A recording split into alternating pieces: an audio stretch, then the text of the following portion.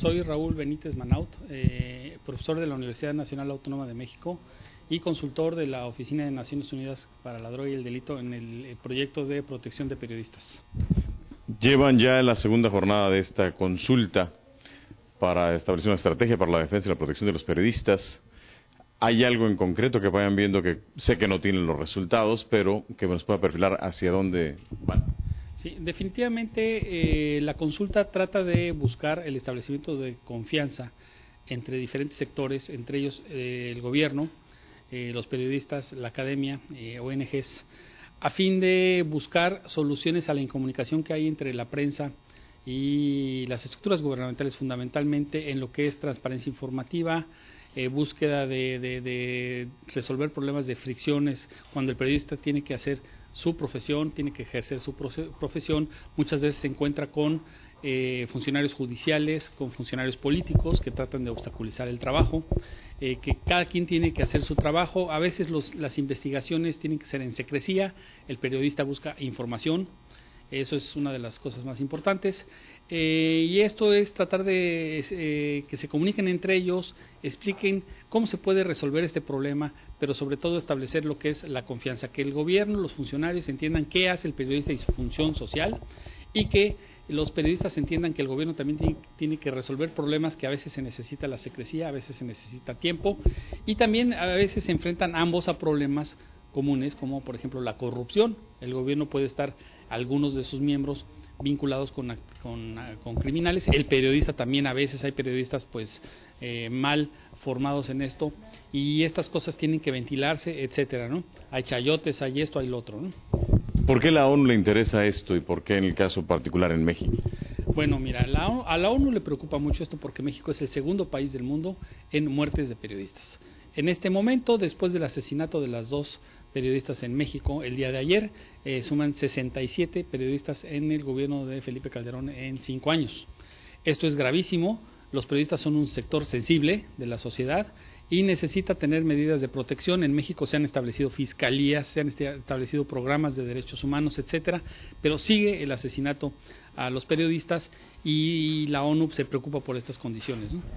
Hay muchos esfuerzos, se habla de muchos esfuerzos, es tema constante. Desafortunadamente, cada vez que hay un asesinato o alguna agresión a algún medio de comunicación, a algún periodista, sin embargo, poco vemos que se avance. Este año van casi 10, si no mal no recuerdo, periodistas asesinados en diferentes estados de la República Mexicana. ¿Por qué habría de ser diferente esta consulta?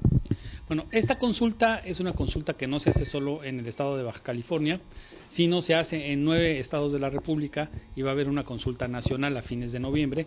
Se hace para incrementar la sensibilidad de los sectores, para el gobierno también. A la ONU le interesa que el gobierno mexicano sepa que la ONU está muy preocupada por el tema, que haya funcionarios de gobierno que, si alguno de ellos por intereses particulares, corrupción o lo que sea, estuviera involucrado, que sepa que la ONU está atrás de esto y que le está alertando al gobierno de México que tiene que hacer investigaciones verídicas, rápidas, que la sociedad demanda con velocidad.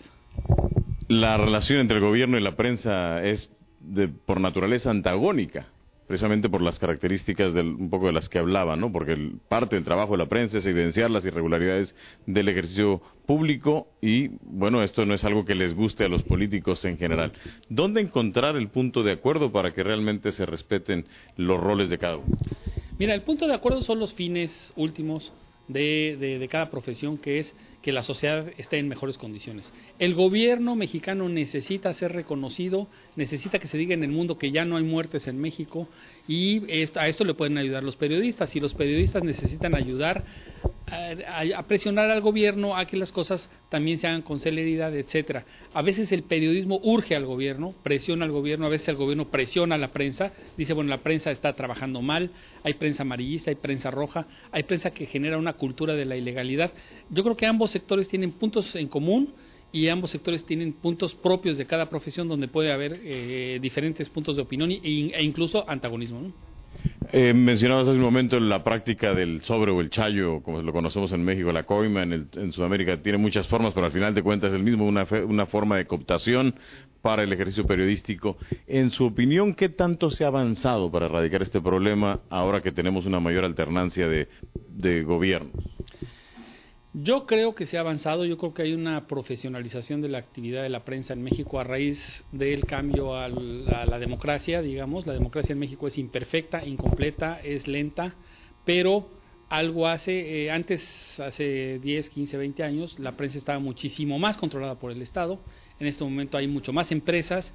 El periodismo de Internet ayuda también a que haya mucho más libertad, es mucho menos profesional que el periodismo de televisión, de radio, de prensa escrita, pero hay una evolución donde todo el mundo se vigila a todo el mundo y eso es bueno. O sea, una sociedad donde la sociedad esté vigilando al gobierno, lo hace a través de los periodistas o de forma directa, y también el gobierno necesita saber que tiene que tener el respaldo social y para ello necesita la prensa para gobernar.